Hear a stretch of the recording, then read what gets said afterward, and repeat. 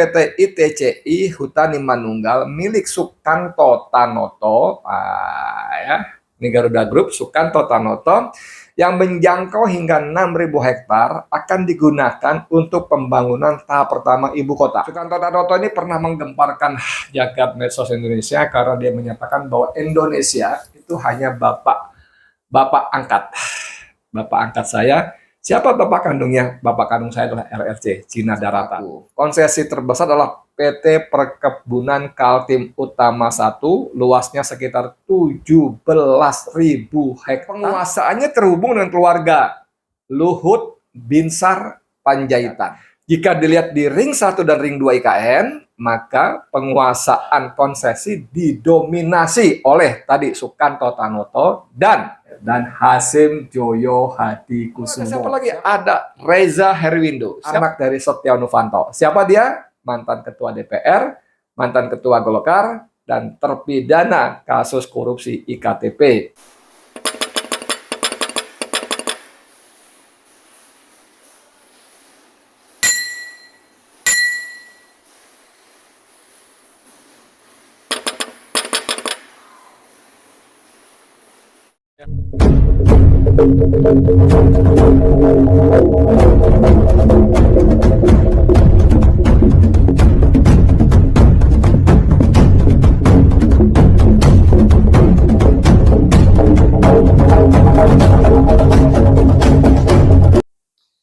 Bismillahirrahmanirrahim. Assalamualaikum warahmatullahi wabarakatuh. Saudara, dengan saya Edi Mulyadi dari Forum News Network FNN Bang Edi Channel. Saudara sekalian, masih kita ngomong KN ya.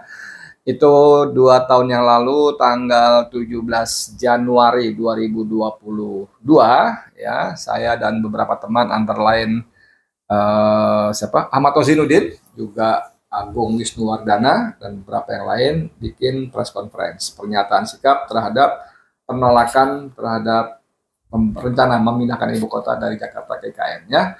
Waktu itu saya membacakan hasil studi dari sejumlah lembaga swadaya masyarakat LSM lingkungan dengan judul Ibu Kota Baru Buat Siapa. Nah, ini judulnya ya.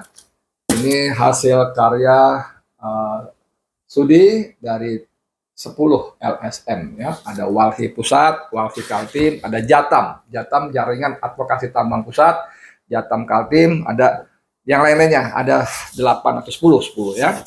Kemudian saya bacakan beberapa catatan penting dari itu. Nah, kali ini saya ingin mengulang kembali, kalian kita kenalan siapa aja sih?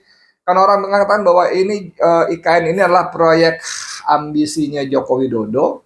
Kalau kata teman saya, senior saya dari Bandung, Jawa Barat, Kang Muhammad Rizal Fadilah, ini ambisinya, mimpinya Joko Widodo yang bisa berubah menjadi dunia fantasi, hanya fantasi saja. Kalau ada kedufannya dunia fantasinya di Ancol, masih bagus ya. Ada faktanya yang kita bisa naik bermacam wahana ya. Ini hanya dunia fantasi dan tidak jadi, kata Rizal Fadilah. Nah, sekarang orang menyebut juga bahwa ini dunia fantasi kepentingan Jokowi dan oligarki. Kita lihat, oligarki betul nggak? Nah, ini menurut studi dari 8 atau 10 tadi, LSM lingkungan tadi, ruang sesak oligarki dan pemutihannya, saya bacakan saja di eksekutif summary-nya. Pada 26 Agustus 2019, Presiden Joko Widodo mengumumkan bahwa ibu kota baru dipindahkan dari DKI Jakarta dan akan dibangun sebagai mega proyek di wilayah administrasi ke Kabupaten Penajam Pasar Utara (PPU) dan Kabupaten Kutai Kertanegara Kalimantan Timur. Luasnya mencapai 180.965 hektar. Dahsyat ya. Oke, langsung saja kita lihat ada apa di sana ya. Di kawasan ini ada 2 konsesi kehutanan, masing-masing berstatus izin usaha pemanfaatan hasil hutan, kayu-kayu alam. PT International Timber Corporation Indonesia, Kartika Utama atau PT IKAU, dan izin usaha pemanfaatan hasil hutan kayu-kayu tanaman, PT International Timber Corporation Indonesia Hutani Manunggal atau PT IHM. Kalau lihat namanya mirip-mirip nih ya.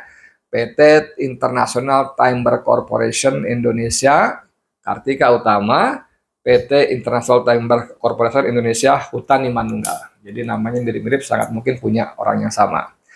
Kawasan inti pusat pemerintahan atau Ring 1 keseluruhan berada dalam konsesi. Keseluruhan lahan Ring 1 itu adalah di dalam konsesi PT IHM, ya, Hutan Indonesia Hutani Manunggal. Sementara Ring 2 seluas 42.000 meter persegi, 42.000 hektar, mencakup konsesi PT IHM dan sekaligus PT IKU. Jadi Ring 1, Ring 2, pusat inti pemerintahan itu ada di lahan milik konsesi PT IHM dan IKU. Mantan Menteri PPN Kepala Bappenas Bambang Brojonegoro membenarkan bahwa PT ITCI Hutani Manunggal milik Sukanto Tanoto, ini Garuda Group, Sukanto Tanoto, yang menjangkau hingga 6.000 hektar akan digunakan untuk pembangunan tahap pertama ibu kota. Beberapa kali dalam beberapa media, pemerintah menyatakan lahan itu milik negara dan bisa diambil kapan saja. Gaya sekali. Nggak segampang itu. Kalau berhadapan dengan pengusaha, nggak segampang itu ya. Makanya kata eksekutif summary ini dikatakan, namun dapatkah begitu saja pemegang izin rela untuk angkat kaki? Apa kompensasi atau ganti rugi yang akan didapat korporasi pemegang izin di sana? Jadi pemilik pertama namanya Sukanto Tanoto. Sukanto Tanoto ini pernah menggemparkan sosial Indonesia karena dia menyatakan bahwa Indonesia itu hanya bapak angkat saya. Siapa bapak kandungnya? Bapak kandung saya adalah RRC, Cina Daratan. Pasti orang Cina, orang Chinese ya. Sementara itu ada 10 konsesi perkebunan di atas kawasan IKN, yaitu 8 berada di Ring 2 dan 3 yakni Kecamatan Semboja dan Muara Jawa, serta sisanya di Kecamatan Sepaku. Konsesi terbesar adalah PT Perkebunan Kaltim Utama 1, luasnya sekitar 17.000 hektar. 1 hektar itu 10.000. Kalau 17.000 berarti ada 1,7 miliar meter persegi. Masya Allah. Yang penguasaannya terhubung dengan keluarga Luhut Binsar Panjaitan, Menteri Koordinator Maritim dan Investasi di Kabinet Jilid 2 Joko Widodo. Tadi Sukanto Tanoto. Oligarki kedua namanya Luhut Binsar Panjaitan. Oke? Pada wilayah Ring 3 terdapat 1 pembangkit listrik tenaga uap batubara. PLTU batubara itu di bawah bendera PT Indo Ridatama Power yang berlokasi di Kecamatan Muara Jawa, Kabupaten Kutai Kartanegara. Juga terdapat 94 lubang bekas tambang batubara yang tersebar di kawasan IKN. Dari jumlah tersebut, 5 perusahaan terbanyak meninggalkan lubang tambang adalah PT Singlurus Pratama, 22 lubang, PT Perdana Maju Utama, 16 lubang, CV Hardiatul Isyal, 10 lubang, PT Pahlawan Investama, 9 lubang, dan CV Amindo Pratama, 8 lubang. Oke, sekarang masuk barang ini ya. Penelusuran dalam laporan itu menemukan nama-nama yang berpotensi menerima manfaat atas proyek tersebut, yaitu para politisi nasional dan lokal, serta keluarganya yang memiliki konsesi industri ekstraktif. Ekstraktif itu merusak alam, ya. Pertambangan, sawit, segala macam itu merusak alam. Oke, kita lihat. Jika dilihat di Ring 1 dan Ring 2 IKN, maka penguasaan konsesi didominasi oleh tadi Sukanto Tanoto dan Hasim Joyo Hadikusumo. Siapa Hasim? Hasim adalah adik kandung dari Menteri Pertahanan yang menjadi presiden terpilih Prabowo Subianto. Jadi dia punya konsesi di sana. Lalu diikuti oleh pengusaha-pengusaha lainnya yang terkait dengan 158 konsesi tambang sawit hingga hutan. Hasim juga tercatat sebagai komisaris utama PT Timber Corporation Indonesia Kartika Utama. Dia IKU tadi ya, yang diberi hak pengelolaan 173.393 hektar. 173.000 lebih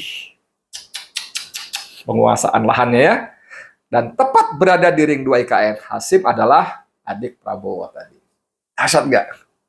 Jadi ada nama Sukanto Tanoto, ada nama Luhut Binsar Panjaitan, ada nama Hasim Joyo Hadikusumo, lalu ada siapa lagi? Ada Reza Herwindo. Siapa Reza Herwindo?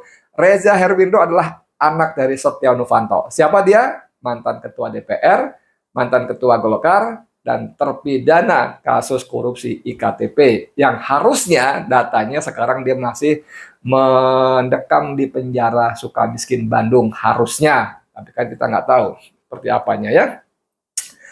Kemudian ada lagi nama-nama lainnya ya. Tadi ada nama Luhut. Nah ini tapi yang satu nama ini udah dibantah nih ya. Di tempat yang tidak jauh konsesi lain tercatat ada nama Yusril Iza Mahendra ya. Sosok ketua tim pengacara pasangan Jokowi Ma'ruf Amin pada sengketa Pilpres 2019 ini tercatat memiliki saham sekaligus menjabat sebagai komisaris utama perusahaan tambang batubara PT Mandiri Sejahtera Energi Indonesia di Kecamatan Sepaku, lokasi Ring 2 IKN. Tapi setelah studi ini muncul, rame, Yusril sudah membuat bantahan bahwa dia tidak ada lagi di PT itu. Baik sebagai pemegang saham maupun sebagai pejabat komisaris, tidak ada. Ya, kita nggak tahu bagaimana sebenarnya, tapi dia sudah membantah. Sejak awal, transaksi akan terjadi bukan kepada rakyat, tetapi kepada pemilik konsesi. Perusahaan-perusahaan tersebut akan diuntungkan dan menjadi target transaksi negosiasi pemerintah, termasuk pemutihan lubang-lubang bekas tambang yang harusnya direklamasi. Nah, ini cerita sendiri, saudara sekalian. Waktu saya di sidang, karena kasus kain itu, jaksa penuntut umum mempersoalkan pernyataan saya tentang lubang-lubang tambang itu. Ya, lubang-lubang tambang itu disebut itu hoax, tidak benar dan sebagainya. Tapi tentu saya lebih percaya pada teman-teman aktivis lingkungan ini. Kalau selevel Greenpeace, selevel Walhi, Jatam, soal-soal lingkungan, itu kan dipertanyakan oleh jaksa dan juga hakim. Sebagai wartawan, Anda apa sudah memverifikasi hasil temuan ini? Saya bilang bahwa verifikasi memang harus. Tapi untuk informasi yang bersumber dari sumber yang terpercaya, saya yakin dan saya merasa itu benar, sehingga saya tidak perlu melakukan verifikasi. Saya katakan begitu waktu itu. Ya. Jadi beda tipe pemilik atau pengguna lahan, beda pula nasibnya. Sejauh ini tampaknya korporasi punya lebih banyak kesempatan bernegosiasi dengan pemerintah ketimbang warga. Untuk warga desa, lokasi, dan apa yang akan terjadi pada desa mereka terkait di lokasi ibu kota baru, masih misteri. Saudara sekalian, pada pertemuan Sabtu tanggal 28 Mei silam, ya, di sebuah hotel di kawasan Senen, Jakarta Pusat, saya bacakan kembali beberapa berita yang menunjukkan bagaimana rakyat terusir dari sana, ya. Rakyat terampas lahannya, rakyat terpaksa harus pergi dari lahan rumahnya, bahkan ada surat edaran yang sempat ditandangani oleh Bambang Susantono ya, Suwantono yang kemarin kepala otorita mengundurkan diri itu, kasih waktu 7 hari untuk merubuhkan sendirilah rumahnya dan meninggalkan lahannya. Jadi bagaimana mereka, para pemilik lahan, para warga lokal, warga asli ya, termasuk terutama juga suku Dayak ya, yang waktu itu sempat marah Kalimantannya kepada saya. Dalam setiap sidang-sidang mereka datang dalam jumlah belasan puluhan. Saya nggak tahu siapa yang membiayai, siapa yang bayarin tiketnya, siapa yang bayarin akomodasinya, hotelnya, konsumsinya, uang sakunya, saya nggak tahu. Tapi pasti ada, nggak mungkin mereka mau begitu ya. Pasti ada. Nah itu siapa? Gitu ya. Itu mereka ternyata belakangan terusir. Bahkan kemarin beberapa pekan lalu viral videonya siapa namanya, Panglima Pajaji yang menyebut Jokowi sebagai pembohong. Sudah dari awal saya katakan, saya tidak setuju dengan proyek ini. Saya akan kutuk proyek ini, Panglima Pajajinya. Jadi orang-orang Dayak yang dulu memusuhi saya, sepertinya berhadapan dengan fakta kenyataan bahwa apa yang saya sampaikan dulu adalah benar. Saya katakan dulu ketika saya pertama datang ke Barreskrim untuk diperiksa dan sorenya langsung ditahan, itu saya bilang musuh saya bukan IKN, musuh saya bukan warga Kalimantan, musuh saya dan musuh kita semua adalah ketidakadilan. Ketidakadilan itu bisa dilakukan oleh siapa saja.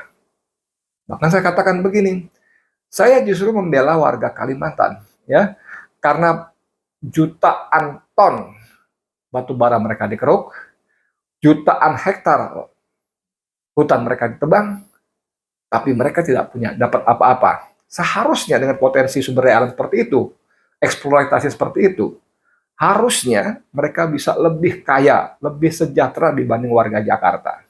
Tapi faktanya mereka tetap miskin dan sekarang bahkan mereka tergusur dari lahan yang telah ditinggali secara turun-temurun nenek moyang mereka. Jadi sekarang mulai terbukti, orang sekarang mulai bernyanyi bahwa IKN itu memang proyek ambisi Jokowi untuk kepentingan oligarki. Di sini ada juga bagaimana Hasim Joyo Hadi-Kusumo itu memperoleh konsesi pengadaan air bersih. Dahsyat nggak? Yang sampai kemarin temuan BPK Badan Pemeriksa Keuangan pada semester 1 2024 menunjukkan jangankan buat minum, buat mandi. Air untuk mengaduk beton, semen, pasir dan batu-batu beton itu pun tidak ada. Air susah.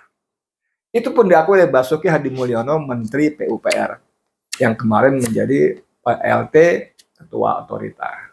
Airnya tidak ada. Dan ini Hasim Joyo Hadi-Kusumo mendapat konsesi pengadaan air bersih untuk IKN. Itu darah sekalian. Dahsyat kan ya? Jadi memang ini untuk kepentingan oligarki. Rakyat asli terusir. ASN bentar lagi digebah-gebah untuk tinggal ke sana, tapi Joko Widodo pensiun milih di Colomadu, Karanganyar, di dekat kampung halamannya di Solo. Lucu kan? Selamat menikmati. Kalau istilahnya Said Didu, selamat menikmati diammu. Selamat menikmati sogokanmu berupa bansos, BLT, dan sebagainya. Allah Akbar, astagfirullahaladzim. Saya Edi Mulyadi untuk FNN, untuk Indonesia lebih baik. Assalamualaikum warahmatullahi wabarakatuh.